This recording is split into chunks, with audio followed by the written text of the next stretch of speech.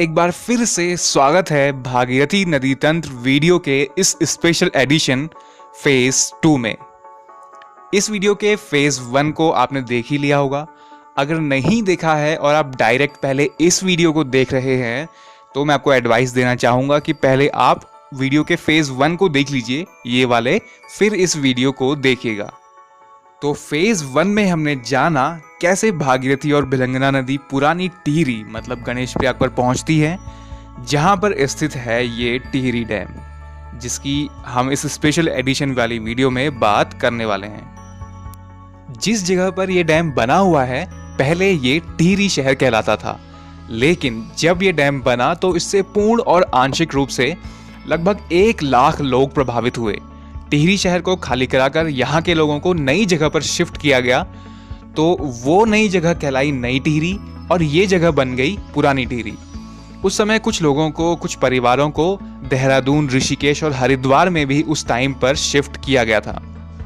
तो हम सबसे पहले बात करेंगे टिहरी डैम के स्ट्रक्चर की।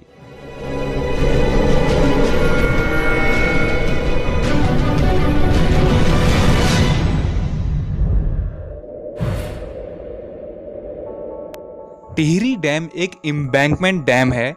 वैसे तो कई टाइप के डैम होते हैं, लेकिन मैं आपको इस वीडियो में एम्बैंकमेंट डैम और ग्रेविटी डैम के बारे में यहाँ पर बताऊंगा।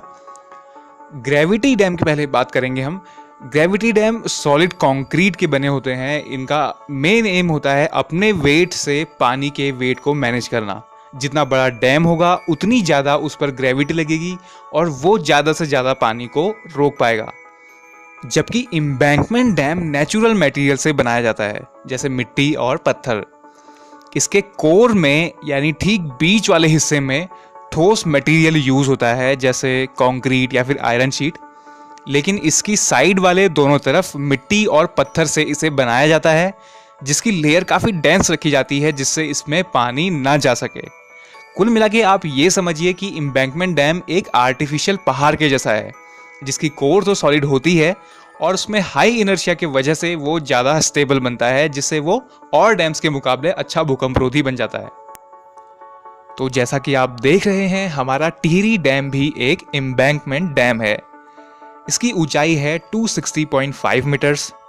एक छोर से दूसरे छोर की इसकी लंबाई है 592 मीटर्स। सबसे टॉप पर इसकी चौड़ाई है 25.5 मीटर्स और सबसे नीचे यानी बेस पर इसकी चौड़ाई है 1125 मीटर्स। टिहरी डैम रिजर्वर यानी जहां पर डैम का पानी जमा रहता है, उसकी बात करें तो पूरा भरा होने पर वो 42 स्क्वायर किलोमीटर का एरिया कवर करता है, जो कि काफ़ी बड़ा एरिया है। इसी भव्यता के कारण, इसी विशालता के कारण इस प्रोजेक्ट को राष्ट्र का गांव उपाधि दी गई है। और ये टिहरी डैम अपने टाइप का यानी एम्बैंकमेंट टाइप का एशिया का सबसे ऊंचा और वर्ल्ड का चौथा सबसे ऊंचा डैम है, जबकि ओवरऑल रैंकिंग में ये वर्ल्ड में 8वें नंबर का सबसे ऊंचा डैम है। हालांकि रैंकिंग वगैरह समय के साथ बदलती भी रहती है, इसीलिए हम बात करते हैं वापस से रिजर्वर की। तो टिहरी डैम रिजर्वर का नाम स्वामी रामतीर्थ सागर रखा गया है। हालांकि कुछ लोग स्थानीय रूप से इसे सुमन सागर के नाम से भी जानते हैं, लेकिन आपको ऑफिशियल नेम ही याद रखना है, स्वामी रामतीर्थ सागर। ये नाम इस रिजर्वर का इसलिए रखा गया क्योंकि जो टिहरी शहर इस डैम के बनने से डूबा है, वहां पर एक तपस्वी हुआ करते थे स्वामी रामतीर्थ, उनकी तपस्थली स्थित थी। इसीलिए ऑफिशियली इस रिजर्वर का नाम स्वामी रामतीर्थ सागर रख दिया गया। इसके अलावा भी ये डूबा हुआ टिहरी शहर इतिहास के पन्नों में अपनी एक अलग छाप छोड़कर गया।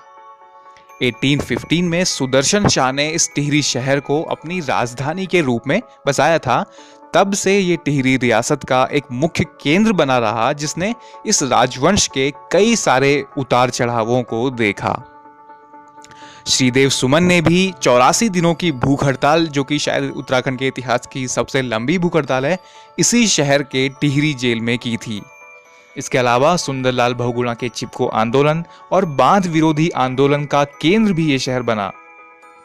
और फिर डैम बनने पर पूरा शहर आज उसमें कहीं विलीन हो गया है। इसी नोट पर हम आइए जानते हैं टिहरी डैम के इतिहास को। सबसे पहले 1949 में यूपी सरकार ने इस जगह पर डैम बनाने की योजना बनाई, जिसके तहत उन्होंने 1961 तक इस जगह का पूरा सर्वे वगैरह कराया और फिर 1970s के आसपास ही प्रोफेसर जेम्स ब्रून द्वारा इस डैम का डिज़ाइन भी तैयार कर लिया गया। फिर 1972 में इस प्रोजेक्ट को केंद्रीय योजना आयोग ने हरी झंडी दिखा दी, मतलब स्वीकृति प्रदान कर दी, जिसके तहत इस प्रोजेक्ट में 75% फंडिंग होनी थी केंद्र सरकार के द्वारा और 25% फंडिंग होनी थी राज्य सरकार के द्वारा। लेकिन जाहिर सी बात है, क्योंकि इस डैम के निर्माण से लाखों लोग प्रभावित होने वाले थे, उनके घर, जमीन, जायदाद सब प्रभावित होने वाली थी, इसीलिए उन्होंने और कई सारे पर्यावरणविदों ने भी इस डैम के प्रोजेक्ट का विरोध करना शुरू कर दिया। सबसे पहले आवाज उठाई अनऑफिशियल टिहरी रियासत की राजमाता कमलेंदुमती शाह ने। कमलेंदुमती शाह के बारे में आपको पता होना चाहिए कि वो टिहरी रियासत की राजमाता ही नहीं बल्कि उत्तराखंड की पहली महिला सांसद और उत्तराखंड की पहली पद्म भूषण प्राप्तकर्ता भी थी। हालांकि उस समय ये क्षेत्र उत्तर प्रदेश का हिस्सा हुआ करता था, लेकिन आज ये क्योंकि उत्तराखंड में है तो हम उन्हें उत्तराखंड की प्रथम प्राप्तकर्ता कह सकते हैं। और पद्म भूषण भारत रत्न और पद्म विभूषण के बाद तीसरे नंबर का इंडिया का हाईएस्ट सिविलियन अवार्ड है। फिर जैसे तैसे 1978 में काम तो शुरू हो गया, लेकिन इसी साल टिहरी में विद्यासागर नौटियाल की अध्यक्षता में बांध विरोधी समिति बनाई गई, जिसमें पर्यावरणविद सुंदरलाल बहुगुणा और एडवोकेट वीरेंद्र सकलानी भी शामिल हुए। वीरेंद्र सकलानी ने इस प्रोजेक्ट के खिलाफ सुप्रीम कोर्ट में याचिका भी दायर की, जिसकी सुनवाई काफी लंबे समय तक चली, और सुंदरलाल बहुगुणा ने इस प्रोजेक्ट के खिलाफ कई बार धरने दिए, विरोध प्रदर्शन किए, जिनमें से उनका 74 दिनों का राजघाट पर किया गया अनशन भी शामिल है। उन्हीं के नेतृत्व में 1991 में बांध विरोधी समिति ने 76 दिनों तक बांध का निर्माण कार्य रोके रखा था। इसी बीच 1986 में रूस के राष्ट्रपति मिखाइल गोर्बाचोव भारत आए और उन्होंने टिहरी डैम के लिए मदद का समझौता भारत के साथ किया, जिसके बाद इस परियोजना का टोटल प्रोडक्शन 600 मेगावाट से बढ़ाकर, जो कि ओरिजिनल स्टार्टिंग में था, भारत सरकार ने 2400 मेगावाट कर दिया। फिर 1988 में बहुत धीमी गति से निर्माण कार्य होने के कारण केंद्र और राज्य सरकार ने मिलकर THDC लिमिटेड का गठन किया, Tehri hydro development corporation limited, और 1989 में यह पूरा प्रोजेक्ट उनको सौंप दिया। वर्तमान में यही संस्था इस पूरे प्रोजेक्ट की ओनर है। इनसे पहले ये कंस्ट्रक्शन सिंचाई विभाग द्वारा किया जा रहा था। तो टिहरी डैम प्रोजेक्ट को टोटल 2 फेज में डिवाइड किया गया है। इन चरणों को अब हम थोड़ा ठीक से समझते हैं। फर्स्ट फेज में आती है टिहरी बांध एवं जल विद्युत परियोजना। इसके तहत जो पावर प्लांट बना है वो जुलाई 2006 में टिहरी डैम के साथ ही बनकर तैयार हो गया था और अभी इस परियोजना से 1000 मेगावाट का बिजली उत्पादन हो रहा है। दूसरे फेज में 2 परियोजनाएं आती हैं, 2 सब प्रोजेक्ट्स आते हैं। पहला प्रोजेक्ट है टिहरी पम्प्ड स्टोरेज प्लांट। ये भी टिहरी डैम के साथ ही बना हुआ है, लेकिन अभी ये पूरा कंप्लीट बनकर तैयार नहीं हुआ है। पहले इसको कंप्लीट करने की डेट फरवरी 2016 रखी गई थी, लेकिन कुछ काम बचा होने के कारण अब ये बढ़ाकर 2018 कर दी गई है। यहाँ पर भी 1000 मेगावाट बिजली उत्पादन करने का लक्ष्य रखा गया है। और टिहरी डैम से इन दोनों अंडरग्राउंड पावर हाउस में 4 टनल्स, 4 सुरंगें बनाई गई हैं, जिनमें से प्रत्येक की लंबाई 6.3 किलोमीटर और इनका डायमीटर, इनका व्यास 11 मीटर का है। ये घोड़े के नाल के आकार की सुरंगें हैं, जो कि 2 इस वाले पावर प्लांट में और 2 फेज 1 वाले पावर प्लांट में बनाई गई हैं। एक पावर प्लांट की 2 टनल्स में 250 मेगावाट कैपेसिटी के 4 टर्बो जनरेटर सेट लगाए गए हैं। तो एक पावर प्लांट में हो गया 1000 मेगावाट और इसी तरह दूसरे में भी 1000 मेगावाट।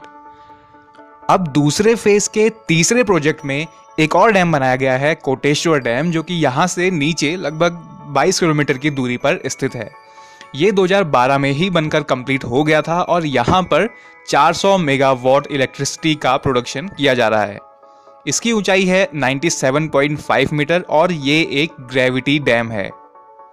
तो इस तरह इस प्रोजेक्ट का टोटल प्रोडक्शन हो गया 2400 मेगावाट।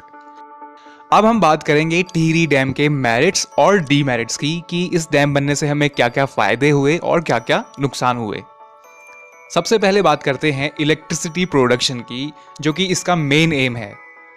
इससे जो विद्युत उत्पादन होगा उसे उत्तराखंड, उत्तर प्रदेश, पंजाब, दिल्ली, हरियाणा, जम्मू कश्मीर, चंडीगढ़, राजस्थान और हिमाचल प्रदेश यानी पूरे नॉर्थ एरिया में डिस्ट्रीब्यूट किया जाएगा। और यहाँ पर एक रूल है कि अगर किसी राज्य में केंद्र सरकार द्वारा या किसी अन्य राज्य द्वारा कोई हाइड्रो इलेक्ट्रिसिटी प्रोजेक्ट बनाया जाता है तो उस राज्य को जिसमें वो प्रोजेक्ट बनाया हुआ है रॉयल्टी के रूप में टोटल प्रोडक्शन की 12% इलेक्ट्रिसिटी दी जाती है। इसी के तहत उत्तराखंड को यहां से 12% इलेक्ट्रिसिटी फ्री में दी जाएगी। अगला फायदा है पीने का पानी। यहां से दिल्ली को 300 क्यूसेक और उत्तर प्रदेश को 200 क्यूसेक पानी डेली प्रोवाइड कराया जा रहा है पीने के लिए। इसके अलावा सिंचाई के लिए अलग अलग जगहों को पानी भेजा जाता है।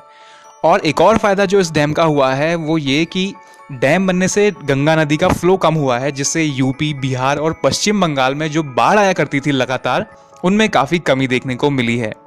इसके अलावा टिहरी डैम रिजर्वर को फिशिंग और टूरिज्म के लिए डेवलप किया जा रहा है, जिससे वहां के स्थानीय लोगों को एम्प्लॉयमेंट मिल सकेगा।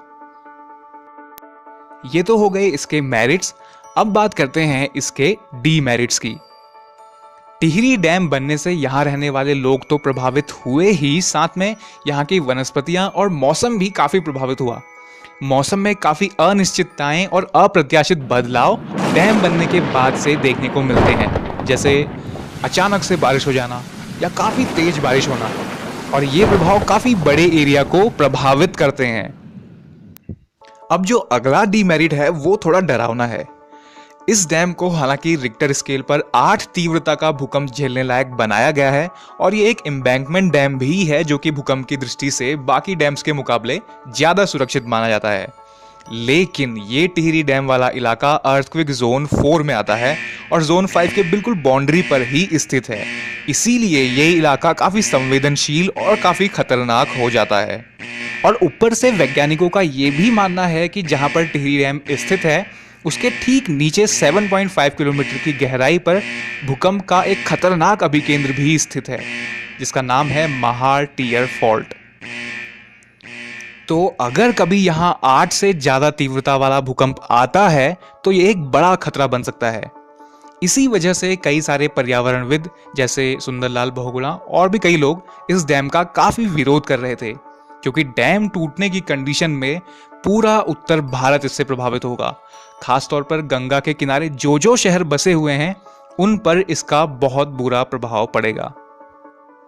हम उम्मीद करते हैं कि ऐसा कभी भी न हो।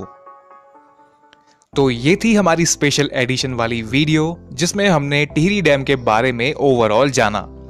यहां से आगे इसके बाद भागीरथी नदी कैसे पहले देवप्रयाग से होते हुए देहरादून, फिर हरिद्वार और फिर उत्तर प्रदेश पहुंचती है, वो भागीरथी नदी तंत्र वीडियो के फेज 3 में बताया गया है। लेकिन जाने से पहले इस वीडियो में यानी फेज 1 और फेज 3 वाली वीडियो में कुछ करेक्शन करने हैं, वो मैं आपको बता देता हूं। पहला करेक्शन है मेनारी डैम का, जिसके बारे में मैंने आपको फेज 1 में बताया है। असल में उसका नाम मेनारी नहीं बल्कि मनेरी डैम है। वो वीडियो बनाते समय पहले प्रोनाउंसिएशन में गलती हुई और फिर एनिमेशन में भी वही गलत आ गया, तो आप याद रखिएगा मनेरी डैम, उत्तरकाशी जिला और भागीरथी नदी। अब ये आ ही गया है तो इसके बारे में भी बात कर ही लेते हैं। मनेरी डैम मनेरी भाली हाइड्रो इलेक्ट्रिसिटी प्रोजेक्ट का एक हिस्सा है और ये प्रोजेक्ट भी 2 फेज में डिवाइड है। फर्स्ट फेज में आता है मनेरी डैम, जिसके साथ तिलोथ पावर प्लांट में 90 मेगावाट का बिजली उत्पादन होता है। फेज सेकंड में आता है भाली डैम, जो कि मनेरी से थोड़ा सा आगे जोशियारा नामक जगह पर स्थित है। कई बार जोशियारा डैम भी से कह देते हैं स्थानीय रूप से। लेकिन इसका पावर प्लांट इसके साथ स्थित नहीं है, बल्कि यहां से 16 किलोमीटर आगे धरासू नामक जगह पर इसका पावर प्लांट स्थित है।